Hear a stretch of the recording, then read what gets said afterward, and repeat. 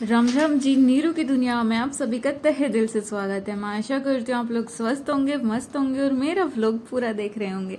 आज व्लॉग की शुरुआत मैं अपने उस काम से कर रही हूँ जो मेरी रूटीन का हिस्सा बन चुका है। डेली शाम को ये मैं करती हूँ और वो है मेरे बेटे का होमवर्क कराना। तो जी, खुद की पढ़ाई के साथ साथ, घर गृहस्थी के साथ साथ, यूट्यूब के साथ साथ बहुत ज़रूरी है कि आप अपने बच्चों की पढ़ाई पे भी ध्यान दें। वरना आजकल है ना, ट्यूशन का ऐसा ज़माना चल रहा है कि बच्चा स्कूल में बाद में जाता है, पहले ट्यूशन पे जाता है। और स्कूल वाले इसकी फीस तो आप छोड़ ही दो, मतलब उसके बारे में तो पूछो ही मत। बुक्स का चार्ज अलग से, यूनिफॉर्म का चार्ज अलग से, ट्यूशन फीस अलग से, ट्रांसपोर्ट फीस अलग से। और जब टोटल मिला के वो 50-60 हज़ार रुपए ले लेते हैं ना, ये मैं एडमिशन टाइम की बात कर रही हूँ।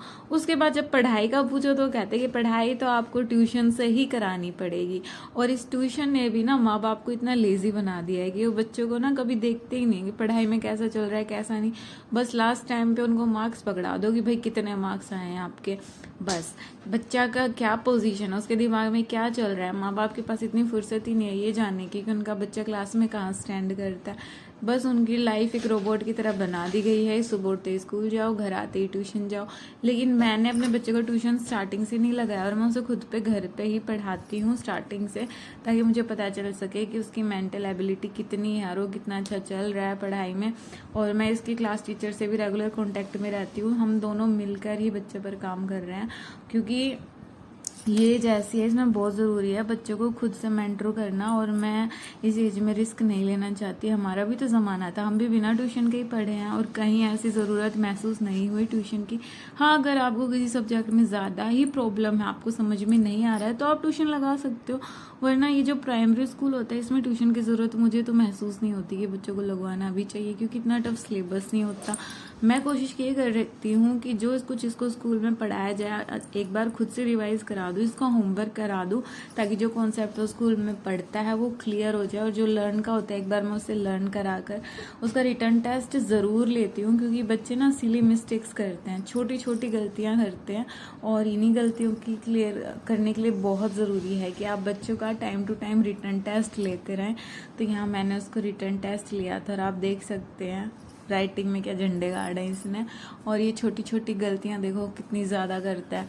कोई बात नहीं, प्रैक्टिस से सब सही हो जाएगा, मैं प्रेशर नहीं दूंगी। काफ़ी टाइम हो गया था इसको पढ़ते हुए, तो अब मैंने इसको थोड़ी देर का ब्रेक दिया है।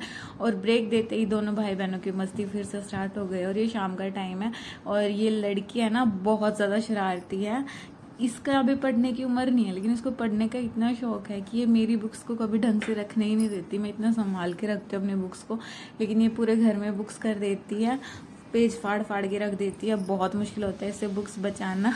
अब देखो, इतना वेट इसमें खुद में नहीं है जितने भारी भरकम ये बुक्स उठा के चल पड़ती है। तो यहाँ पर मैं ये सारी बुक्स समेट के रख दूंगी, क्योंकि इसका काम है बुक्स बखेरना और हमारा काम से बुक को समेटना। तो बस यही चलता रहता है दिन भर। मम्मा, इस लड़की ने मेरा पर्स ले लिया, मेरा पर्स दे दो। दे दो मेरा purse. Meesho, give me my purse. ये तो खाली है, कुछ है ही नहीं इसमें। क्या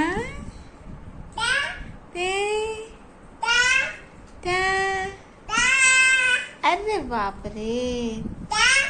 बेटी को खेलने बिठाकर मैं लग चुकी हूँ अपनी पढ़ाई पर, क्योंकि आप ना वैसे सोचोगे ना मैं पढ़ूंगी पढ़ूंगी, तो पढ़ नहीं पाएंगे। बहुत ज़रूरी होगा अगर आपको अपना माइंड और अपना मन स्टेबल रखना, क्योंकि तब भी आप कुछ कर पाओगे। वरना डेली ऐसी सिचुएशंस क्रिएट हो जाती है कि आप पढ़ाई कर ही नहीं पाते। तो यहाँ मैंने बेटी को खेल लगा दे, एक नज़र उस पर और एक नज़र मेरी पढ़ाई पर है। और जब तक वो नहीं सोती है तब तक मैं अपना रिवाइज कर लूँगी जो मैंने नोट्स बनाए हुए हैं। कल की वीडियो में मैंने आपके साथ अपने नोट शेयर करे थे जो मैं यूट्यूब से क्लासेस देखकर बना रही हूँ। और मेरे को ऐसा लगता है कि वो नोट्स इनफ होंगे एग्ज़ाम के लिए, क्योंकि मैंने प्रीवियस ईयर क्वेश्चन पेपर देखे हैं। स्टार्टिंग में जब हम किसी गवर्नमेंट जॉब की तैयारी करते हैं ना, तो हम सोचते हैं कि ये भी पढ़ ले ये भी पढ़ ले, कुछ सोचना नहीं, कुछ छोड़ना नहीं चाहते। लेकिन होता क्या है ना, किसी भी एग्ज़ाम के लिए आपको बहुत स्पेसिफिक पढ़ना पड़ता है। सिलेबस बहुत लिमिटेड होता है, लेकिन हम इतने बेवकूफ़ है कि हम बस पॉलिटी पढ़ना है तो सारी चीज़ें पढ़ेंगे। अरे जो एग्ज़ाम ओरिएंटेड है, हर एग्ज़ाम का अलग पैटर्न होता है, अलग तरीका होता है क्वेश्चंस पूछने का।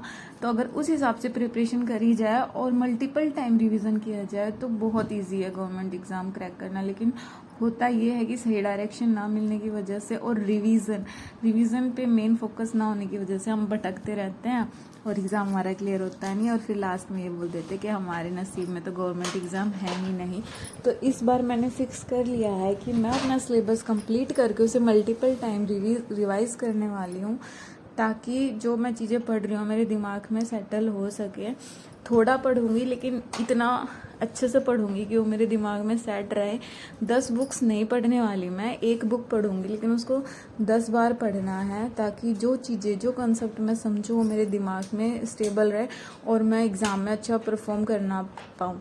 क्योंकि बहुत कुछ करने के चक्कर में हम पेपर में कुछ नहीं कर पाते, और जब क्वेश्चन पेपर हाथ में आता है ना तो सिट्टी पिट्टी गुल हो जाती है। फिर बस ये लगता है कि यार ये पढ़ा तो था पर ये समझ में नहीं आ रहा इसका आंसर क्या होगा। फाइनली मैडम यहाँ पर सो चुकी है, बहुत ही कच्ची नींद सोती है इसीलिए मैं इतना धीरे धीरे बोल रही हूँ।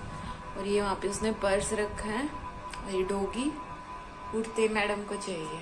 चलो आपसे 2 मिनट बात करती हूँ। अंदर बेटे सो रही है, मेरे को आप लोगों से बात करनी थी इसलिए मैं बाहर आ गई हूँ, क्योंकि बात बहुत ज़्यादा इम्पोर्टेंट थी।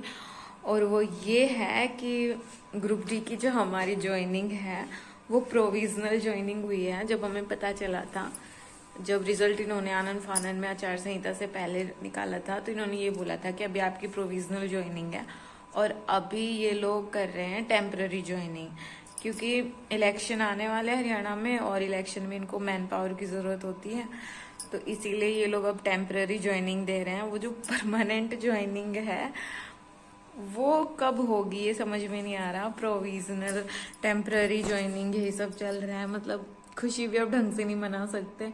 और अगर गवर्नमेंट चेंज हो गई तो फिर कहीं ऐसा ना बोल दे कि हम ना करें भर्ती, सारी भर्ती दोबारा तो होगी तो फिर तो बस होली टीली लीली।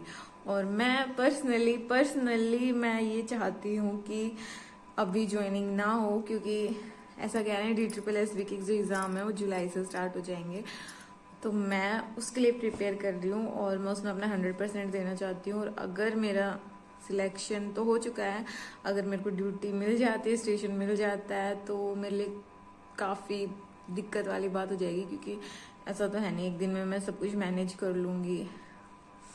टाइम लगेगा मैनेज होने में और टाइम के चक्कर में फिर पेपर सर पे आ जाएगा और फिर पता नहीं आगे क्या होगा। इसलिए पर्सनली मैं ये चाहती हूँ कि अभी ना हो। बाकी हरियाणा में सब कुछ बहुत अनप्रेडिक्टेबल रहता है, पता नहीं कब क्या कहाँ हो जाए, कुछ पता नहीं। अभी तैयारी भी मेरी इतनी ढंग से नहीं चल रही, मैं कोशिश कर रही हूँ डेली पढ़ने की, लेकिन अगर आप बच्चे हैं ना आपके साथ तो पढ़ना आपका नहीं हो पाता जिस हिसाब से आप प्लान करते हो, मतलब टाइम टेबल फॉलो नहीं होता। मैं कोशिश कर रही हूँ कि जो मेरी बेटी है उसका मैं सोने का पैटर्न एक फिक्स करूँ, ताकि वो फिक्स टाइम मिल सके पढ़ाई के लिए। लेकिन बच्चे दिल के सच्चे, करना उनको वही होता है जो उनकी मनमर्जी होती है। तो काम खत्म होते होते अभी दोपहर हो जाती है, और दोपहर में जब तक बेटा स्कूल से आता है तब तक मैं कोशिश करती हूँ पढ़ने की, और इसी हिसाब से मेरी पढ़ाई चल रही है। धीरे धीरे रेंगते DSSB तक हो जाएगी प्रिपरेशन कंप्लीट। और चाहती ये हूँ कि अभी ना बुलाए स्टेशन को, पर बुला लिया ड्यूटी के लिए तो जाना भी पड़ेगा। और अभी हरियाणा में बाकी तो सभी कमिश्नरी को बुला लिया है, लेकिन रोहतक और गुड़गांव कमिश्नरी इनको प्रॉपर रूप से अभी नहीं बुलाया, ना इन्होंने लिस्ट डाली, ना किसी के पास कॉल आया है, और ना आए तो बढ़िया है फॉर माई पर्सनल रीजन। हाँ, यहाँ मैं थोड़ी सेल्फिश हो रही हूँ, लेकिन मैं चाहती हूँ कि लाइफ में कुछ और अच्छा हो, क्योंकि अभी 2-3 एग्जाम मेरे बैक टू बैक क्लियर हुए हैं, तो थोड़ा कॉन्फिडेंस आया है खुद में कि हाँ ये कर सकते हो, तो रिस्क लेना चाहती हूँ लाइफ में DSSB के लिए। देखते हैं क्या होगा।